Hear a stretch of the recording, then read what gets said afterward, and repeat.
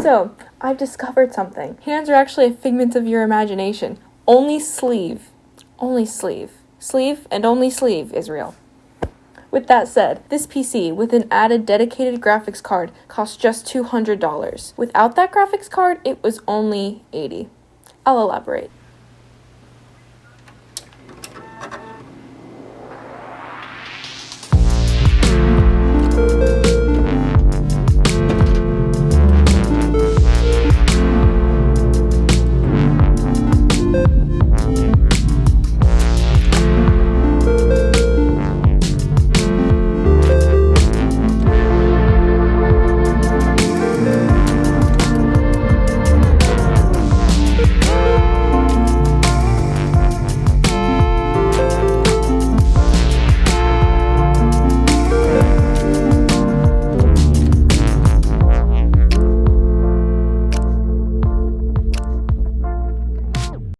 So yes, while the hardware is incredibly mundane, the specs for the price are promising. It has a quad-core Intel Core i5 processor, 16 gigabytes of RAM, a 256 gigabyte SSD, which I know is not a lot of storage and not nearly enough for some people, but you can add another hard drive that's 512 gigs, terabyte, whatever, while you can put the software on the SSD and it's still fast. But you have that extra storage with the price of a hard drive. Hello, Faye. Are you hungry? I'm not a tree. Thank you very much. And lastly, it has integrated graphics. Now, if you have no idea what any of what I just said meant, then I'm not sure why you're watching this video, but I'll help you with that last one.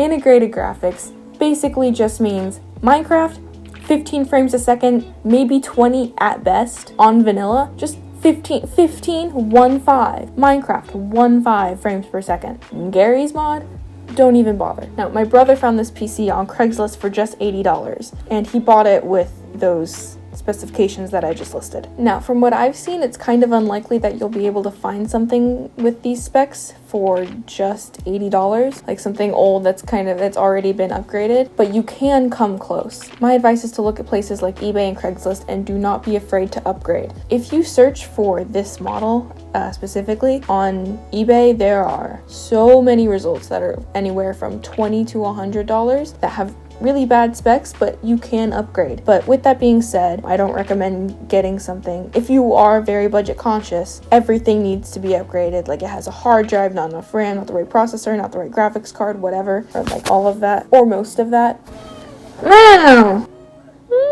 Yeah, anyways, and I say that because upgrading does add a lot of cost. Graphics cards are expensive, processors are really expensive, all this stuff can be at least double what you paid for the actual... All this stuff can be at least double what you paid for the actual PC. I recommend getting something that's good enough that it has some of the specifications that you want, but it doesn't have to have all of them. Don't be afraid to upgrade. And this PC is called the HP Compaq, with a Q because we're in Canada apparently. This is the HP Compaq 6200 Pro. And like I said, if you're looking for cheap PCs that may need upgrading, this is a good one to consider because there are so many of them on eBay. My brother and I, when we were thinking about getting a PC, were also considering the Dell Optiplex, yada yada yada. Now, like I've hinted at aggressively, we did upgrade the graphics card. We have a GT 1030 2GB here, and we're going to install it. I installed the low profile bracket on here so we can fit it into this compact PC. So, as we'll first take off the bracket here, figure out which one this is going to go into. It looks like it's going to go into the third one from the bottom right here. So we'll just take this out and we will slot it right back in.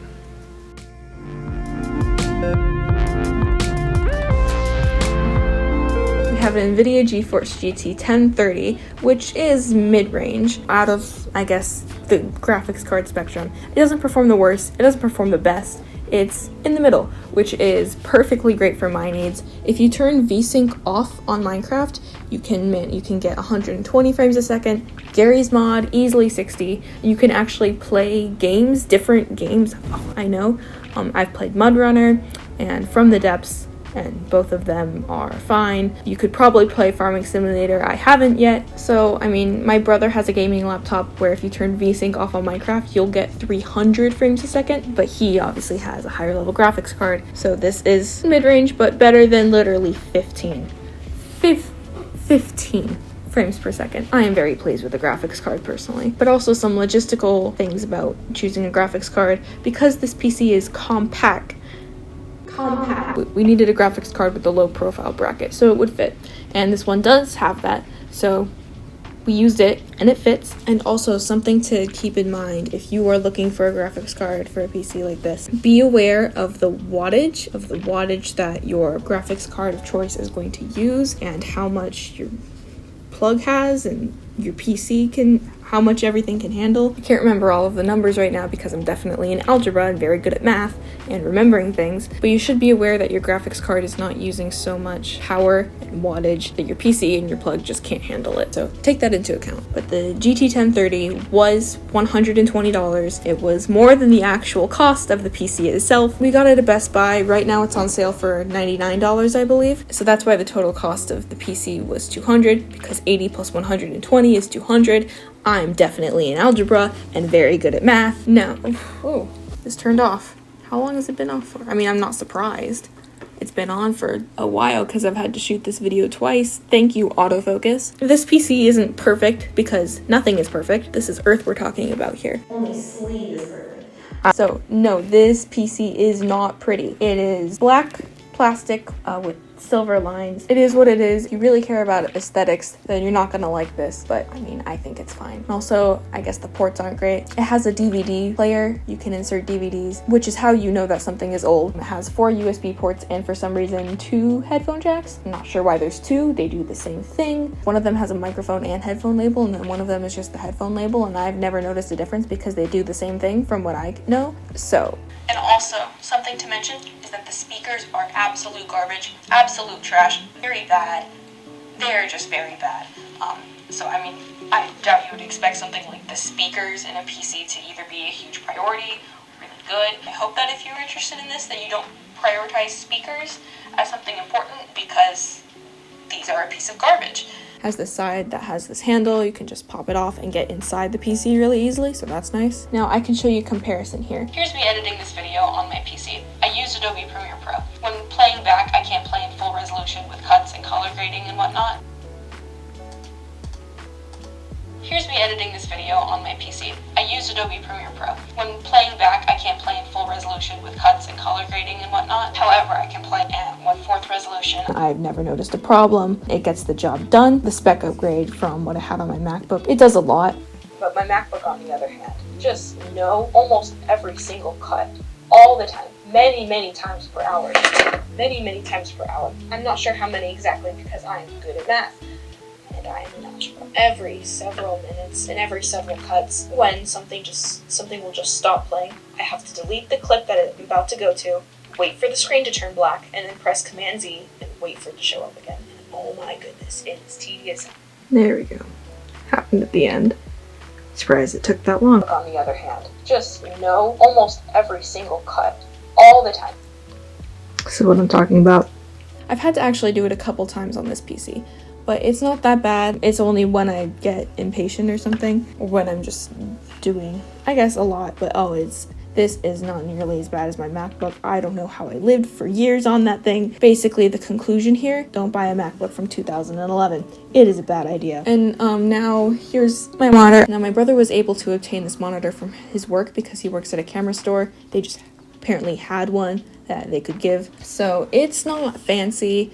It's a little bulky. Basically, all I know about it is that it's a Dell. I don't know exactly what the screen resolution is. I feel like it is a bit better than my MacBook though. My MacBook, you can see the individual pixels. This is not so bad. I mean, it's definitely not great, don't get me wrong. It's not super nice or anything, but it gets the job done. I don't mind it. And it matches, all cohesive. Like, it doesn't look new and that's fine. However, if you are not so lucky to be able to just obtain a monitor from your work, and there are many monitors that you can buy that are under $100. Your costs won't add up that much buying a monitor. And keyboard and mouse just came with the PC. You might be able to find a PC that comes with a keyboard and mouse. If not, you don't have to buy a super expensive keyboard or mouse, because I know they exist. You can if you want to, but if you're being budget conscious, which is basically what this video is about, I don't recommend it. So that's where the rest of the setup is. It's not fancy. It looks old. My cable management, pathetic. There's no management. It's just not that bad. It's fine. I think it's fine, but it's not great, but still. So I think that basically concludes my list of topics. I can give you a summary of what we have learned today. Overall, I would recommend this PC. I do like it for what I use it for. The most important thing here is the specs. That's what you're paying for. The aesthetics aren't a high priority here. I would recommend buying a cheap PC like this and upgrading it. Other things that we have learned today: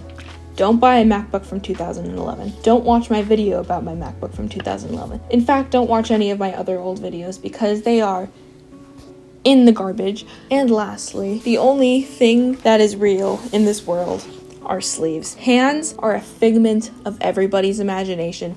They don't exist. They are unnecessary. Only sleeve is what we need. Thank you and good night. Or have a good day. Bye-bye. Only sleeve. Remember that.